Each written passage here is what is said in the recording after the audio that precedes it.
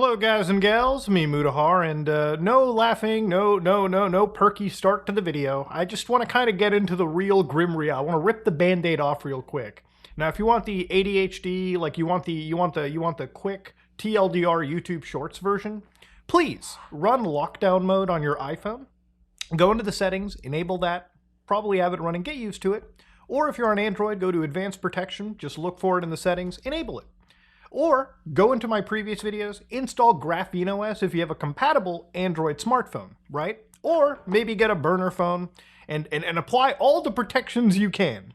Because the reason why we're talking about this today is the government of the United States has just restarted a $2 million contract with a company called Paragon Solutions that apparently claims they can hack any cell phone out in the world, okay? So this is a pretty spooky thing. And the reason why it's spooky is it almost feels kind of like, you know, bypassing the whole warrant bullshit, you know, that all these agencies have to respond with. Now, I've talked a lot about like the three-letter agencies and them using computer malware to spy on users, right? You know, the FBI has basically made it an art form. And of course, at times, a lot of these three-letter agencies, like the FBI, will sometimes break the law by distributing CP on the dark web just so they can build a honeypot. Sometimes they absolutely commit the crime in order to arrest people down the road. Now, whatever your view is on this, I don't really give a shit. What I give a shit about is, again, people's right to privacy and safety. Now, I don't think criminals should be getting access to your phones, and I don't think government should be getting access to your phones at all, unless they go to a fucking court, they get a goddamn warrant, and they come to you, all right? It's crazy. As a Canadian, I look at the unlawful search and seizure clause more seriously than I think some of the actual people living in one of the best countries in the world, okay? At least, in my opinion, when I look at the United States, I think back in 1776, they were cooking with the Constitution. They were cooking with the framework of one of the best countries in the world. Now, to give you an idea of what Paragon Solutions is, I went to their website, and their website is literally this bare bones, okay? Empowering ethical cyber defense, disrupting intractable threats with innovation. So they got this cute little lighthouse. You go down, they're like, Paragon Solutions US provides our customers with ethically based tools, teams, and insights to disrupt intractable threats. We provide cyber and forensic capabilities.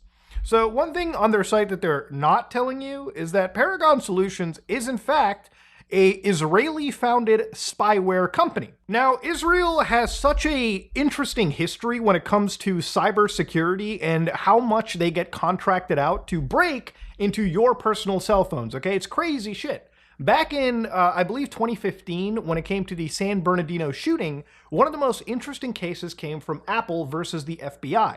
So Apple, being the creator of the iPhone, right? The FBI actually asked Apple if they could design a sort of special operating system that could bypass and basically grab encrypted data off of a smartphone. Apple at the time said, we don't really have the ability to look into somebody's encrypted phone. And when they were asked by the FBI, basically soft forced, Apple was like, no, we're going to take this shit to court because we don't want to be breaking into people's phones. They considered it at the time unlawful and unconstitutional.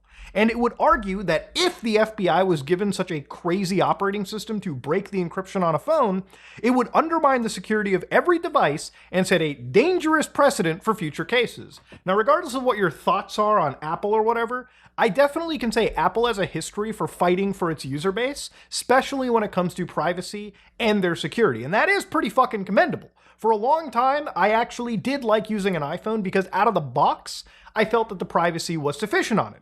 Now, this whole saga didn't end because Apple didn't comply. What the FBI did was they went to this Israeli company called Celebrite, who basically bills itself as like, you know, a cybersecurity company that, you know, gives tools to access, you know, devices to, you know, help law enforcement agencies get their evidence really quickly, okay? Ultimately, they are breaking into your phone to grab information. Now, one of the reasons why it makes this situation so freaky is that Paragon is a company that it's almost difficult to get information out of them. But of course, according to some of these actual, like, you know, articles that came out, basically they drew all the attention because they claimed that it gave police the power to remotely break into all the encrypted messaging applications. So things like WhatsApp, things like Signal, things like Facebook Messenger, or Gmail. I'm pretty sure if you're in Europe or you're outside America, you probably have WhatsApp installed on your phone. I know I use Signal to communicate with a lot of my friends, and the fact that this company says they can hack into it is a little bit more complicated. They're not actually hacking these applications, from my understanding, directly.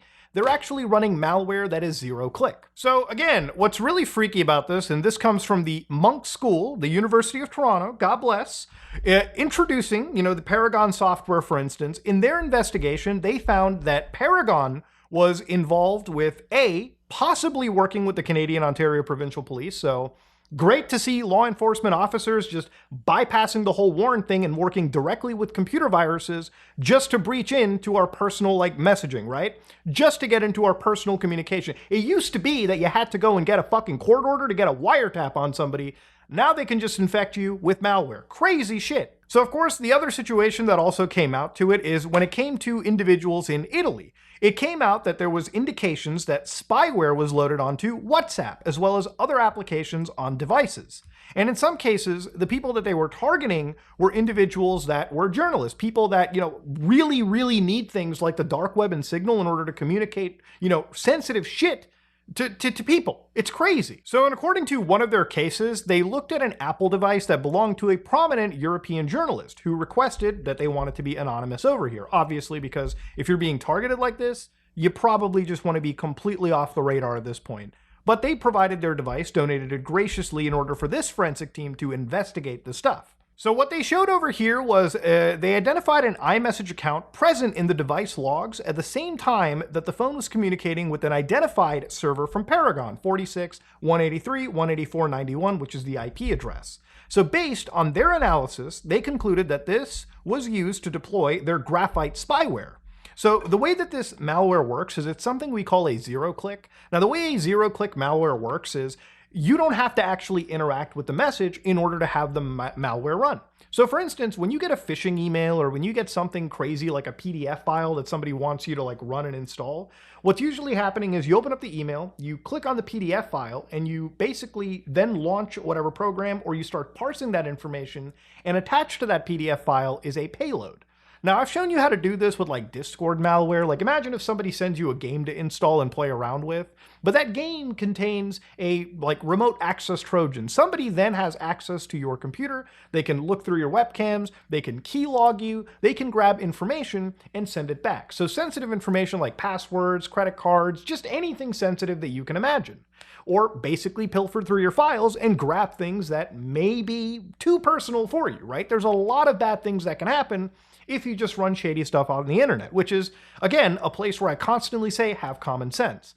But a zero-click malware is as the name implies. Basically, when you get sent an email, or in this case, a message to your iPhone, in the background, without you even opening a text message, the iPhone will process information. So in this case, in this specific attack, what would happen was the iPhone would be parsing images in the background. Now, because the image contained malware, then what would happen is it would launch the malware, it would go through all of the fucking payloads, and next thing you know, somebody's iPhone gets hacked. So once your device is hacked, it doesn't matter what applications you use, because when they hack your phone, they can keylog you, they can do whatever it is they want, and then get that data out and then do whatever nefarious thing they want to do with it. That's how a zero-click works, and it's similar to how it would work on Android devices. So if you want to protect yourself right now, remember, this is malware, but it's not spooky black magic. It's a computer virus that they're launching against you. Use things like lockdown mode. Apple, because of this situation, implemented a mode on their iPhone where you could lock down the system to a point where a lot of these, vectors that these, fucking companies would use to attack you get automatically disabled, right? And it's important for journalists. It's important for government leaders. It should just be important for anybody that doesn't want to be fucking spied on. Because when ICE buys this malware, I can imagine what they're probably going to use it for, which is to identify and infiltrate chat networks for people that they want to go after. Now you might be like, but Muda, aren't you protecting criminals or bad people by doing this? I don't give a fuck what this justification is. I don't think you should throw the baby out with the bathwater. When I see illegal surveillance, in my opinion, on people done with malware launched against people's devices to read their messages, I don't give a fuck what the government wants to or doesn't want to do. To me, that sounds like Nazi fucking Germany. That sounds like the Gestapo. That sounds like the secret police using their powers to basically spy on users. No, I think the government can absolutely go against criminal entities with the budget that they are given, and it doesn't have to involve in taking away the freedoms and liberties that people are slowly taking for granted, okay? That's just my honest to God take on that. And if you disagree with me there, then, there's a fucking big red X button at the top right of this window. You can click that and go do your own thing. It is that simple. I'm sorry if I sound overly passionate about this. It's just something that I feel is disgusting and it needs to be called out. And it's one of those things where, like, I don't see many people talking about it because I guess it's too technical. I guess many people don't understand. But this is the government buying malware that they are most likely going to be using against the civilian population at en masse. Without fucking warrants, it seems. It's crazy. And again, legally speaking, organizations like the EFF brought up something that was a little bit mind-blowing to me.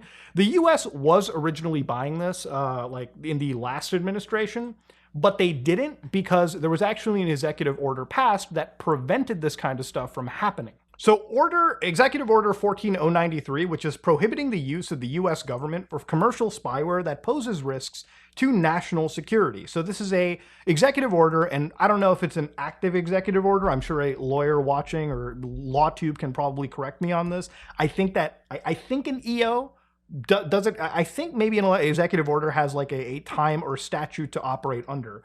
But the idea is basically this was prevented because a commercial spyware may pose counterintelligence or security risks to the US government when a foreign government, in this case Israel, or a foreign person has used or acquired the commercial spyware to attempt access the US government computers, right? And yada, yada, yada. You can read the whole executive order summary for yourself. But this wasn't a silver bullet, but it was probably the strongest protection people had against a foreign company, a foreign country like Israel, who has no right to be selling software that can be used against another country's citizens. It's just fucking insane that this is the world we're in. I made videos where I taught you guys how to use PGP not even a few weeks ago. During the Battlefield 6 betas, like while we were playing it, I made a video about using PGP, Cleopatra, to make your own keys and start exchanging messages in PGP. And it's not a perfect solution, but given the fact that now the government is buying malware to hack your phones, start using shit like PGP. Start using lockdown mode. Start using advanced data protections. Now, obviously, look, I am not going to jump into the argument of like defending the border stuff. Again, I don't really jump into the political side of stuff that much. You can watch other content creators for it, but I'm just looking at this from a security privacy perspective. Obviously, with agencies like ICE, and really any U.S. federal agency, but specifically, the reason why I'm worried that a warrant isn't going to be used, or it's going to be, basically like a piece of toilet paper for them, is if you look at just what they've been doing right now. They've been using, again, special technologies like the Stingray, where they've basically been using invasive surveillance devices pretty much, as much as they want to. As much as they really intend to. And of course, the more you go down into it, they're also purchasing vast amounts of data from again, data brokers, which is its own discussion that I've had. And while I guess this technically wouldn't be illegal, it just shows you that, again, the goal of agencies is to create this dragnet of surveillance where, again, they will use every means possible to constantly spy on individuals. If you think for a minute this malware won't be sent to a group that, an organization like ICE that would consider, like ICE would send this to like groups that they would consider to be, illegals or criminals in their eyes. I mean, it is a broad terminology that I'm assuming that these organizations are going to go with. And where does it really end, right? Again, it used to be that if they wanted to tap your phones, if they wanted to, tap any surveillance on you, they would have to go through a court order. But it seems like the court comes like way in the end. Like where we're at right now is basically creating surveillance states, and people are just kind of like sleeping through it. Or maybe they're just blackpilling themselves and wondering what can they do. If anything, you should be writing to your fucking like government leaders, whoever you can, to basically, prohibit the use of foreign technology, foreign malware, sifting through, your devices or being used to attack you. I mean, who knows? you know, what the parent company of this is possibly doing with that information themselves. It's such a landmine, and I wish people woke up to it, because we are at a point where the federal government is now starting up deals with foreign companies, foreign countries, to buy software that they can use to read people's messages all without warrants. Fucking insane shit is happening. But there are ways to fight back. Remember, it's just a computer virus, right? And there are ways to protect yourself. And it is imperative, obviously, for Apple and Google and all these companies to bolster their protections, because they don't want to also be made a mockery of when it comes to these Israeli companies and their diehard boners to fucking go after people and, you know, read messages and shit, or forensically stop bad people. Again, there are bad people, but you can't just be throwing the baby out with the fucking bathwater, right? It is that simple. I'm even sure in like in countries like Israel too, like even the cybersecurity guys are fighting with each other over there. Like, bro, you've got one batch of guys that are out there creating this gray market world, and then you got the other guys who are like, fuck, we have to stop our gray market guys from... It's just crazy. It's fucking clown world, okay? But yes, ladies and gentlemen, protect yourself. Protect yourself against a tyrannical regime. Okay, stand up for the founding fathers and their principles and all that patriotic good shit. This is your Canadian guy. Headed out.